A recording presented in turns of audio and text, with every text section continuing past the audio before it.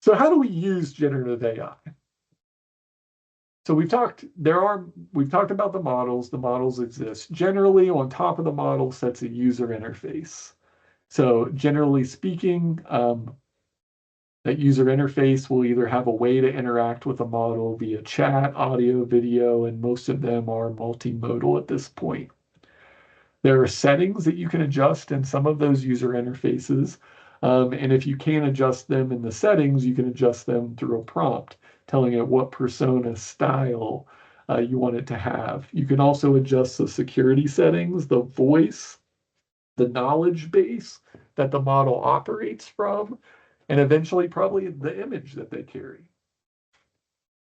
Then you give it a prompt again, whether this is verbal or through text. Most of the time, it's going to be around some action verb: create, summarize, identify, explain, analyze, etc. And then it creates output. Again, you determine what output you want, and if the model can do it, it will create you that output in whatever mode you would like. One thing that's important to know is like prompt engineering used to be real popular in the early days of ChatGPT 3. However, the model is going to rewrite your prompt for you. You could even ask the model to write the best prompt for this outcome. You could ask the model to evaluate the prompt that you enter. So prompting is more of an art, I would say, than science right now. Um, and this is why knowing and citing the model that you're using when you give the prompt is, to me, very important. And then you're going to iterate it. I don't know that I've ever got exactly what I wanted from my first prompt. So you're going to iterate the prompt and get closer and closer to that outcome that you want.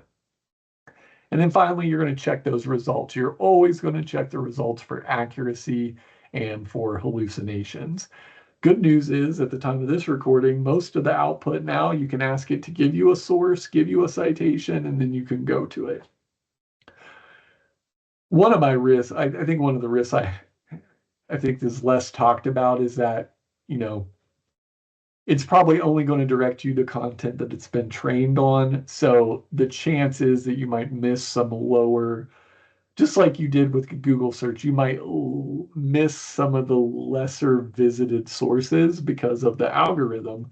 I think AI has the risk of doing that too. So again, check the results for accuracy and hallucinations, but also check, through other search mechanisms to say, is there anything that I missed? Excuse me. Is there anything that I might have missed here? So the art and science of prompting is an iterative conversational process. Prompting is about trying to have a conversation with a machine, trying to have a conversation with a chatbot, and through that conversation, hopefully getting somewhere you want to go, and maybe even getting somewhere you might even surprise yourself that you got. There are numerous prompt formats.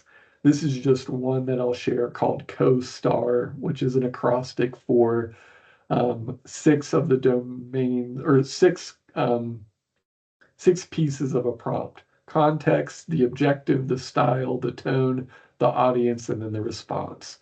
So why do I want the model to do that? Talk about what you're trying to accomplish and why you're trying to accomplish it. Give it a very clear objective. Be as descriptive as you can. Tell it what kind of style you want it to write in. If you want it to have a certain emotion or sentiment, if you want it to be professional versus whimsical versus funny and satirical, give it that guidance. Who's the audience? Is it a 5-year-old or a 50-year-old? Is it a C-suite executive, or is it, me? Who do you want it to be? And then response is, how should that output be structured? You want it in a table format, in a narrative, in prose, in a song, etc.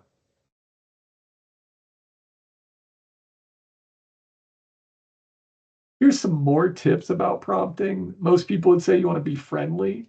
So be friendly in your communication. Some people would say that if you express urgency, say your job or your life depends on it, it tends to give you some better responses. You could either do that in your first prompt or in an iterative prompt later on. It used to be if you offered a tip, it might give you a better response, or it might do something it originally said it wasn't going to do. Focus on what you do want rather than what you don't want. You can certainly give parameters and boundaries. What I find is the more I be direct in what I want, the more likely I am to get that. You can give examples of what you would like. And for me, I really like to kind of put it in the context of doing it with the model. So help me to learn, help me to do this, not do it for me. And you can always ask for additional details, additional resources, inspiration, and sources. And I think one of the maybe the overlooked benefits of generative AI is, don't just ask for one, ask for five, ask for 10, ask for 100. If you're going to ask for a poem, why ask for just one poem? Ask for 5 versions and then pick the one you like the best and then edit it yourself too. So I mean, one of the true benefits is to be able to scale examples and iterations to get somewhere. Hopefully, that's pretty cool. So you can experiment with one long prompt versus several smaller prompts. I find that, you know, depends on my task. Sometimes one long prompt works better than several iterative ones. Sometimes if I'm in the same chat, it starts to get weird after a while. It will remember previous prompts, and I really need to go and start a new one or clear the memory in that chat, because some of the systems will give you that potential to, or that ability to clear the chat, either for that first instance or in a total instance. You can also use a prompt library. If you Googled, or again, you asked the chatbot to say, give me prompt libraries related to education, healthcare, etc., you'd find hundreds of them. So these are like pre-written prompts. Some of them are like 3 pages long. So again, you can find those prompts. And what I find the benefit of in prompt libraries is helping me think about what's possible. I may not use the exact prompt language, but I'm like, oh, I would never thought to use it in that way. And you can ask the bot to create the prompt for you. So just another way of thinking through the way that you interact with the system to help you get the outcome that you want. Adjust the settings. If they give you any settings, you can adjust those. I would say never, never, never input anything confidential or private, etc., unless you have an advanced security account, you have an enterprise license, you have a business user agreement, something like that that helps you at least feel secure enough. And this is obviously more relevant for clinical and enterprise or organizational applications than it is maybe for your personal applications, although you decide where your threshold of risk is. So set your threshold of risk for your decision making as a person, as a clinician, and as an organization, and create AI policies to guide your decision making.